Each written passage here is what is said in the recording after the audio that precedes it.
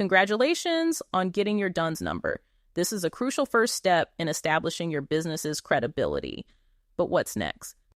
Your DUNS number is like a social security number for your business. It's a unique 9-digit identifier that helps distinguish your business from others globally with DNB.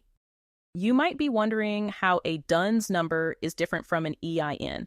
While an EIN is issued by the IRS for tax and identification purposes, a DUNS number is issued by Dun & Bradstreet. It's used by vendors, lenders, and credit issuers and is used primarily to build business credit and identify your business in the general marketplace.